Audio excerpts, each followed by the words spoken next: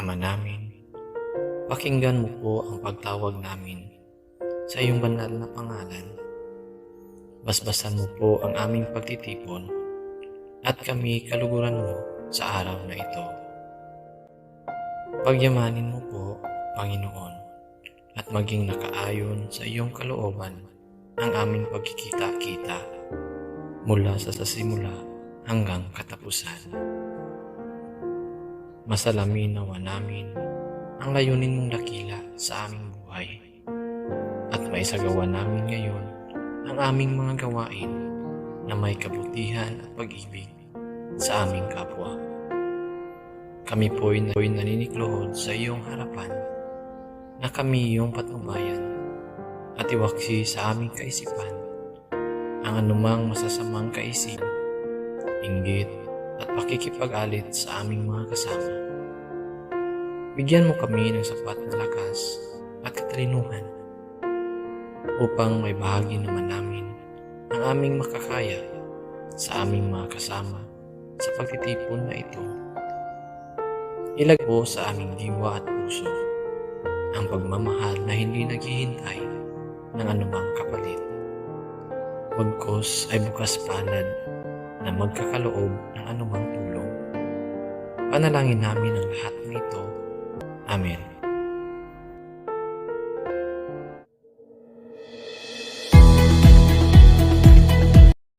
Good day everyone, we are the Group 3 and we will discuss to you the Unit 3, Changes in the Family, what influence them and what are their effects. For the learning objectives, number 1, to discuss the factors that influence changes in the family. 2, to list down the changes that involve the Filipino families. 3, to discuss the factors that have resulted to the changes in the Filipino family. And 4, to explain the result of these changes to the members of the family according to Bronfenbrenner's ecological system theory. Good day everyone, my name is Nicole Kate Sirabanal from BTLEd 3A. Now I'm going to discuss to you the factors leading to changing family structure. The first one is the sizes of the family. Do you have any idea about the sizes of the family? Family size means the number of people who reside together as a part of the same household and who are related by birth, marriage, or adoption. Family size include parents and children. The reduction of the family size is attributed partly to economic difficulties, low levels of income, the high cost of living, the cost of education of children, and the desire to maintain a better standard of living, which is best achieved within the more affordable, smaller size family. Consequently, the nuclear family with its parents and children became the model of the society and soon rolled out the traditional extended family, usually constituting 3 generations. An extended family is a family structure that consists of 2 or more adults that are from different generations of the same family who maintain a household together. This includes sharing the responsibilities of the household. For example is the grandparents, your mothers, and the child. It includes the 3 generation. Sizes of the family, ito yung isa sa mga factors na nag-lead ng changing family structure. Because in extended family, it consists of grandparents, your mother and father, and the children, and the grandchild.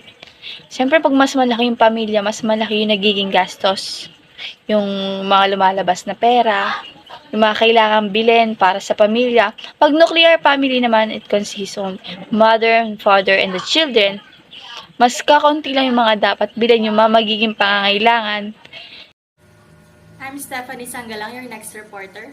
So let's proceed. Female-headed households is the second factor leading to changing family structure. Female-headed households.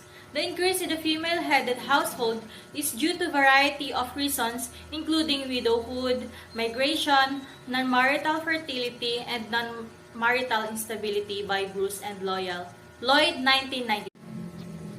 In recent decades, An increasing number of women, particularly rural women, have become heads of household because men, the traditional heads of household, had left for work or other reasons. Moreover, due to civil unrest and displacement, a refugee situation exists in a number of countries in the region, often resulting in females taking over the task of running the household. So we all know that the head of the household is the primary person who provides for the family. The head of household provides practical support and maintenance to persons related to them by adoption, blood, or marriage who reside together. And such obligation is based on moral or legal responsibility. So when the head of a family, which is the father, left for some reasons like work, the one who goes or going to take the responsibilities in the house is the mother because she is the second adult in the member of the family. Next is single parents family. Single parents family households that provides or include two adults generally have greater opportunities to avoid poverty since the second adult on average adds more to potential income than to needs.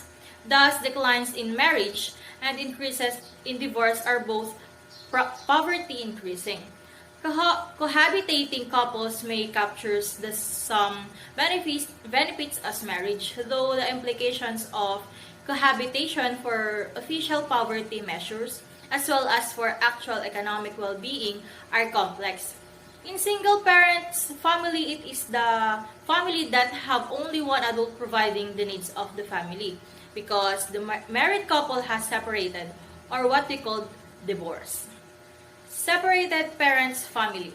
Separated family structures is no longer the case that all marital unions, but whether formal or informal, reach the final dissolution through death. A considerable proportion of unions are disrupted suddenly for reasons such as desertion, separation, or divorce. An obvious failure in family relationship is where husband and wife cease to live together. So in this case, family is no longer complete because the husband and wife are or a couple living in one household or one house failed to be together for some reason. So the one of them leave the other and the other one stay at home. I am Cherilyn Fajardo, so let's proceed to my topic, modernization and family. Family is the basic unit of a society which is saddled with biological functions such as reproduction, social functions pertaining to nurturing and socialization of children. Before modernization, families usually consist of several generations and branches of extended family living in the same village. Modernization is said to be changing the face of the family structure. The traditional family, which is known to be agrarian, polygamous, and extended, has undergone changes where nuclear and asymmetrical types have emerged. As societies modernize, the individual becomes increasingly important, gradually replacing the family, community, or occupational group as the basic unit of society. Division of labor, characteristic of industrialization, is also applied to institutions, which become more highly specialized. It takes away the economic function of the family and reduces it to a unit of consumption and socializations. Production moves away from the household to the factory. While some critics may be opposed to modernization and to the evolution of structures as time progresses in the hope of preserving history and culture, modernization is important for a city and its capacities to evolve at the pace of society and to suit the needs of its citizens.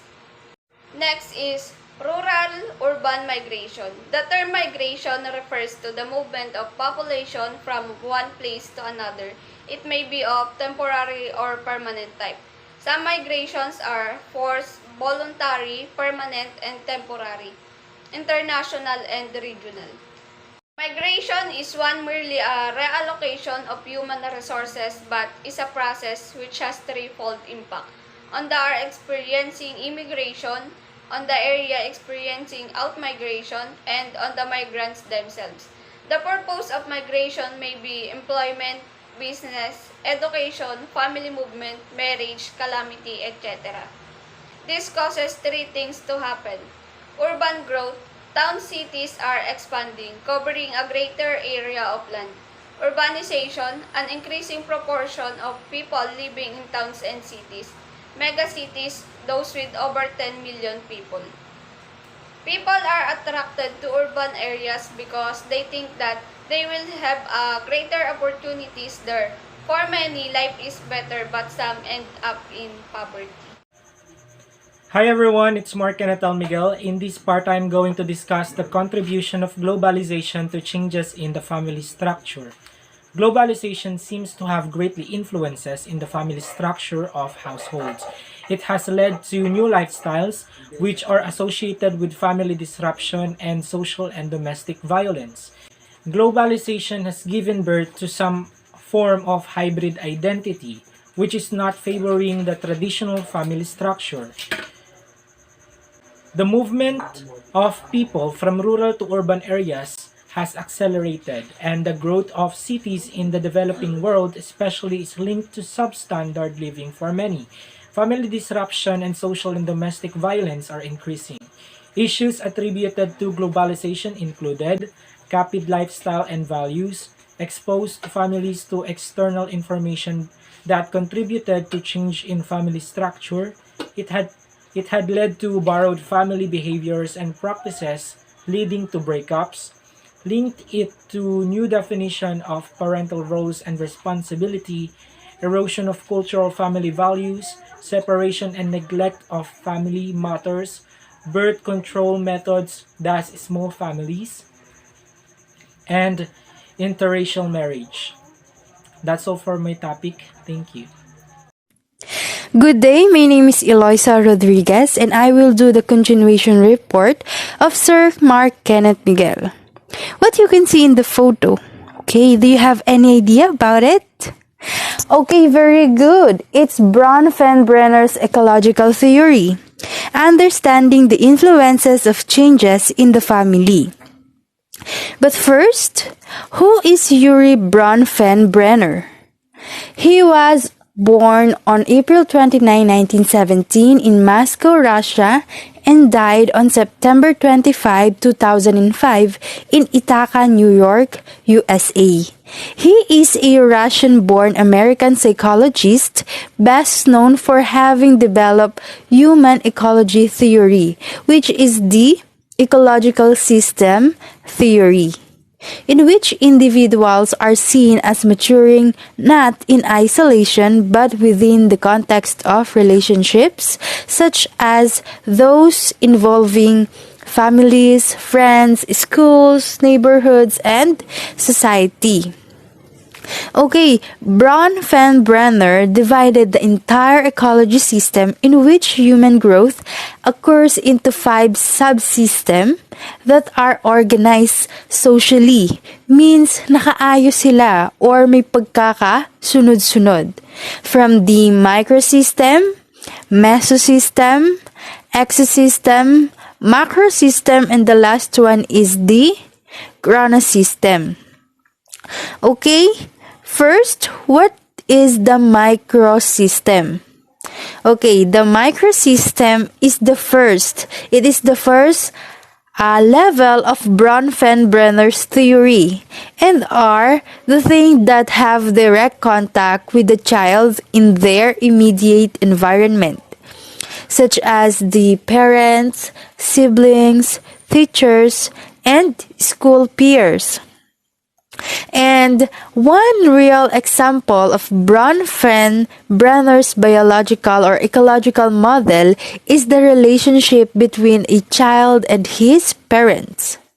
A large portion of a child's early life is spent in the company of his mother or father, mother and their father, okay? And the child watches and learns from the actions and words of each parent. Because of this, a parent plays one of the most vital roles in the development of the child and thus is a part of a microsystem of a child.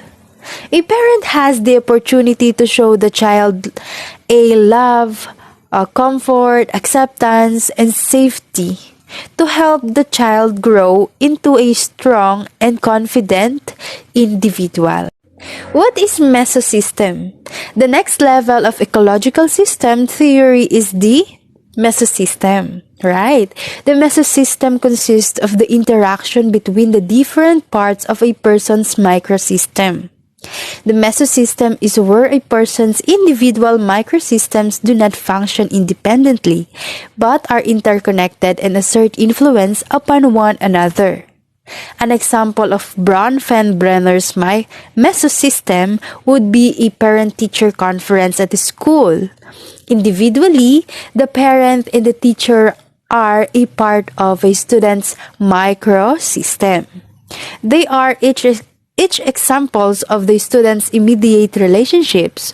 When these two relationships interact with each other in a part or in a parent-teacher conference, this interaction is a mesosystem. This mesosystem influences a student's human development.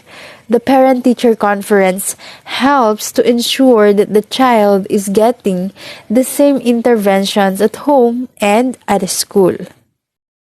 So, good day po to each and everyone. So, my name is Jessa Tiburcio. So, from BTLEd 3A po.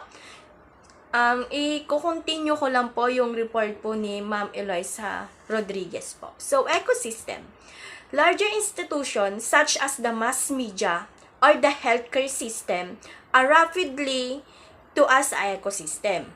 So, ecosystem includes the neighborhood, parents' workplace, parents' friend, and the mass media. These are environments in which the child is not involved and are external to their experiences, but nonetheless affect them anyway. These have an impact on the family and peers and school who operate under policies and regulation found in this institution. So the next one is microsystem. We find cultural values and belief that the level of microsystems. So when we say microsystem is a brood, all-encompassing influences that infect the child and all the system that surrounding the child. The several example of microsystems are the education system. So, alam naman po nating lahat na sa pag-aaral po natin or sa pagpunta natin sa eskwelahan is nagkakaroon tayo ng mga madaming experience which is nakaka-influence ito sa atin lalong-lalo na sa mga bata kasi malaki yung makukuha nilang impact kapag nasa labas sila or nasa loob sila ng kanilang classroom or sa kanilang eskwelahan. And the next one is the law system and the geographic location. Ito yung pinakamalaga, yung geographic location, which is kung saan lumaki or saan ipinanganak ang isang bata. Kasi nakakaapekto din po sa paglaki ng isang bata kung saan siya nakatira or ano yung environment na nakapaligid sa kanya. Kasi nakakakuha din po to ng mga influence na good or bad. So, depende din po ito kung paano siya palakihin ng kanyang mga magulang. The larger ideas and expectation inform institution that will ultimately impact the individuals.